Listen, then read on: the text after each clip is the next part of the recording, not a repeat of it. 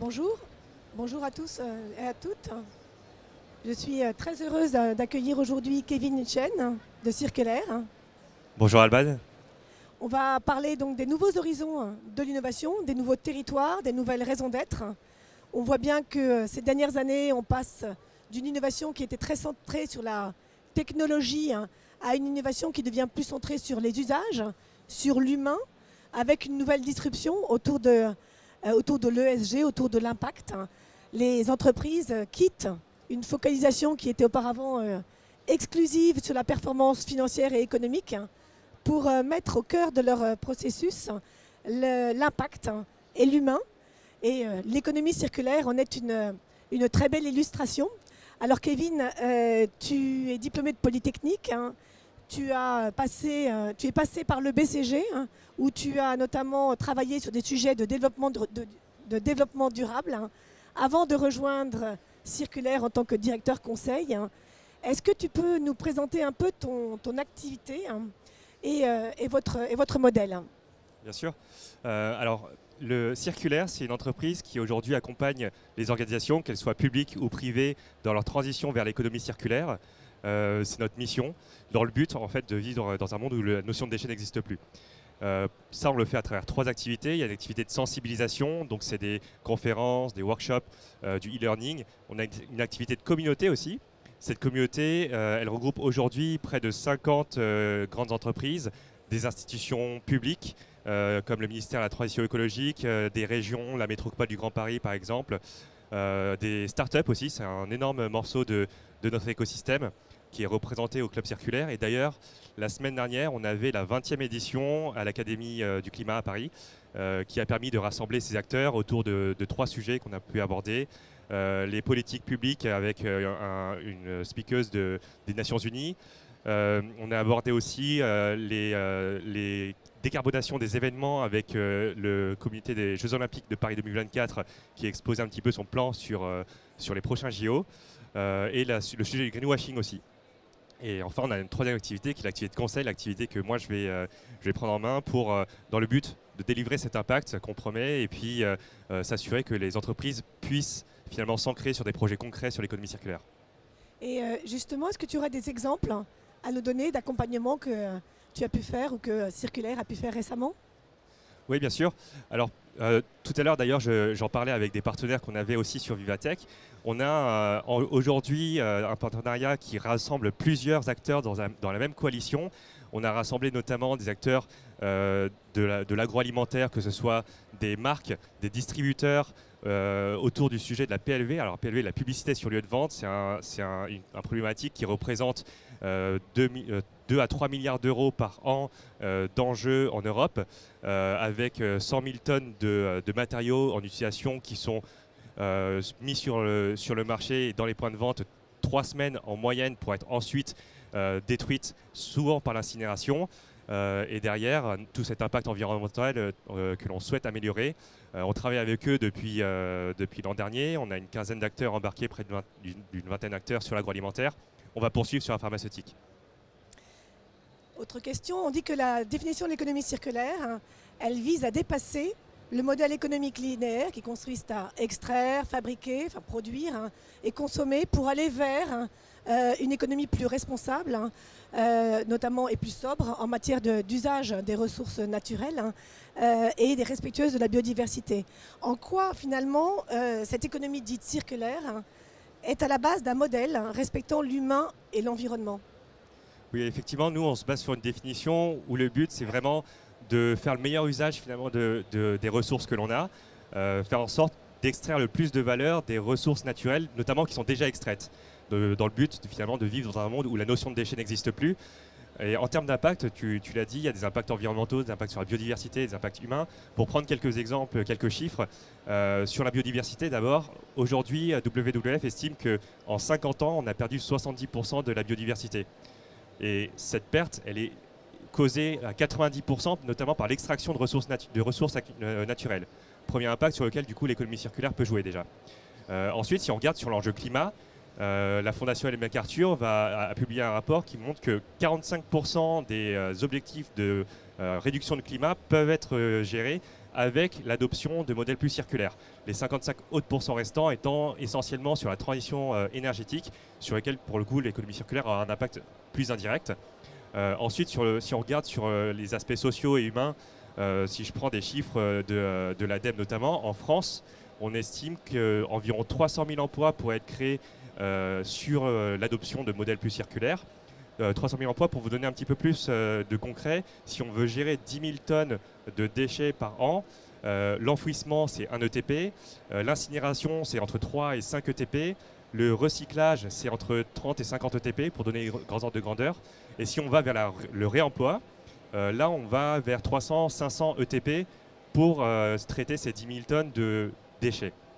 Et enfin, sur l'aspect pour prendre l'exemple du pouvoir d'achat, on estime que 3 milliards d'euros peuvent être économisés sur l'économie circulaire par an, sur les produits de grande consommation. Donc de l'argent qui peut directement finalement servir la population. Alors la transition vers une économie circulaire, on l'a dit, permet de réinventer la façon d'utiliser les ressources, de produire, de consommer. Mais finalement, comment est-ce qu'elle permet aussi de réinventer les business models et peut-être d'inventer de nouvelles formes de création de valeur plus respectueuses, plus vertueuses? Alors, en soi, l'économie circulaire n'invente pas beaucoup de choses.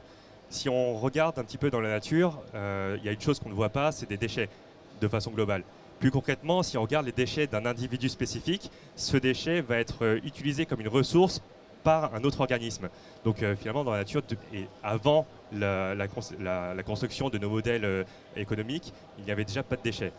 Et aujourd'hui, c'est quelque chose qui se fait encore. Je vais peut-être sonder un petit peu les gens qui sont là. Est-ce que quelqu'un sait quel est le record de longévité d'une ampoule? Est-ce que toi tu sais, Alban? Non, il y a Combien? 20 ans. 20 ans? Tu dis 20 ans? Une centaine d'années? Alors on n'est vraiment pas loin. Le record de longévité d'une ampoule, c'est 120 ans. Aujourd'hui, 121 ans. Il y a une ampoule qui est allumée dans une caserne de pompiers aux États-Unis, en Californie, depuis 1901. Donc depuis le tout début du XXe siècle, on savait déjà produire des biens durables. Pourquoi est-ce qu'aujourd'hui nos ampoules ne sont pas là? Parce qu'en fait, le business model ne tient pas derrière. Si moi je produis une ampoule qui dure 120 ans, j'en vends une fois à chacun d'entre vous et après je mets les clés sous la porte. Aujourd'hui, c'est le problème, c'est que notre économie est essentiellement construite sur des modèles qui ne prennent pas en compte ça. Alors, on est à Vivatech, le rendez-vous incontournable de l'innovation et de la technologie. Comment est-ce que la technologie, finalement, contribue au développement de l'économie circulaire? Alors, la technologie, elle va avoir à la fois un rôle, je dirais, de protagoniste et d'enabler. Protagoniste d'abord parce que la technologie, comme l'ensemble finalement de ce qu'on va produire, devrait respecter finalement les guidelines. Alors, selon les frameworks, on va parler de 3R, 5R, 10R. Ça va dépendre à qui on s'adresse, de quel secteur on va parler.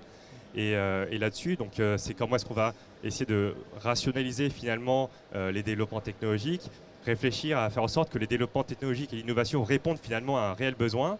Une fois qu'on a vraiment trouvé le besoin et qu'on va développer, innover dessus, comment est-ce qu'on va réduire la technologie et pas aller plus loin finalement, essayer de minimiser cet impact à la fois sur du hardware que sur du software. Tout ça, c'est un premier aspect. Ensuite, il y a l'aspect aussi enabler. Je vais reprendre mon exemple d'ampoule. Vous savez peut-être, Philips équipe l'aéroport d'Amsterdam. Et par contre, Philips n'équipe pas l'aéroport d'Amsterdam en ampoule. Ils lui vendent de la lumière, des luxes. Et c'est un service de Light as a Service. Et ils font ça notamment grâce à des ampoules connectées, sur la base d'IoT. Et ça leur permet du coup de vendre non plus cet objet ampoule, mais l'éclairage de cette ampoule sur l'aéroport. On en tire plusieurs bénéfices. Philips en tire plusieurs bénéfices. D'abord, Philips est encouragé finalement à produire des ampoules qui vont durer plus longtemps. Leurs ampoules ont gagné 75% de durée de vie sur ce modèle. Ensuite, il y a un bénéfice aussi sur l'énergie consommée, vu qu'ils vont être amenés à mieux concevoir leurs objets. L'aéroport a réussi à économiser 50% d'énergie sur la consommation de ces lumières. Il y a un bénéfice aussi économique. parce que ça représente désormais zéro capex pour l'aéroport, essentiellement des coûts de maintenance qui sont pour le coup inférieurs par rapport aux coûts de maintenance des ampoules vendues à l'unité ou en batch. Énorme bénéfice aussi, ça permet à Philips de conserver la propriété de son matériel pour que finalement, une fois arrivé en fin de vie ou même en anticipant la fin de vie des matériels et en arrivant à avoir de la maintenance prédictive, récupérer le matériel, le reconditionner, le remettre en circulation soit à l'aéroport d'Amsterdam, soit sur une autre installation. Et finalement, là, on commence vraiment à avoir un enabler de modèles circulaires intéressants. La technologie, on la retrouve aussi dans d'autres secteurs. On a de nombreux exemples et on en parlait juste avant sur tout ce qui va être agroalimentaire. Je pense au biochar par exemple, ou bien dans la construction sur des alternatives au ciment qui peuvent parfois même prendre le CO2 comme une ressource, alors qu'on la considère aujourd'hui comme un déchet qu'on va à tout prix éviter. Alors j'ai une petite question subsidiaire. On associe souvent l'économie circulaire au circuit court. Est-ce que tu as quelque chose à nous partager là-dessus? Tu as parlé beaucoup de la technologie. Est-ce qu'on peut imaginer des circuits courts pour la technologie ou pas encore Alors, pour par circuit court, juste que je comprenne, tu entends en distance ou en nombre d'acteurs? J'entends en distance, locale. Ok. En distance, effectivement, c'est important sur l'économie circulaire de prendre en compte l'éloignement entre un site de consommation et un gisement. Parce que derrière, il y a toujours l'enjeu environnemental où il y a des questions de CO2, de transport qui sont associées. Par exemple, pour donner un exemple très concret, sur la consigne, il y a des études qui vont montrer que la consigne donc, de contenants en verre, de bouteilles par exemple, va avoir un intérêt si on arrive à faire en sorte que le réseau s'organise dans un rayon de 200-300 km pour finalement avoir un impact qui est bénéfique. Donc oui, il y a cet aspect local qui est hyper important. Voilà, et puis en conclusion, avant de passer aux questions, est-ce que tu as un message particulier que tu as envie d'adresser à ceux qui nous écoutent aujourd'hui? Oui, alors un message, je réfléchis, je pense que je peux en citer 3, je suis généreux. Déjà, il y a un premier message, donc il y a environ 30 ans, beaucoup d'entreprises avaient hésité à sauter le pas vers le digital. C'est une hésitation, je pense qu'il ne faut pas faire aujourd'hui, qu'il ne faut pas avoir aujourd'hui sur tout ce qui est développement durable, notamment économie circulaire.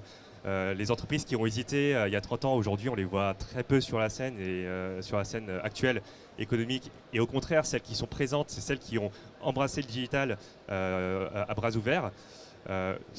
Par contre, à la différence du digital, je me dirais que l'économie circulaire a quelque chose d'hyper ancré en son sein, qui est la collaboration.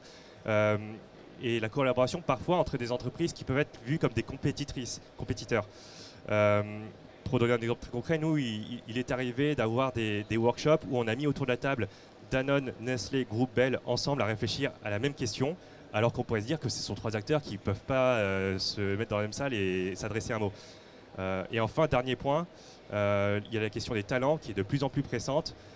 Alors il y a quelques années, il y a eu le manifeste pour un réveil écologique qui a mis la pression sur les employeurs à s'engager vers plus de développement durable. Il y a quelques semaines, on avait AgroParisTech qui a fait un discours un petit peu engagé aussi pour faire appel et taper à la porte de ses employeurs. Et la semaine dernière, HEC, de la même manière. Donc je pense que c'est quelque chose qui va vraiment pousser les entreprises à le faire et il ne faut vraiment pas hésiter. Alors il nous reste quelques minutes pour des questions éventuelles.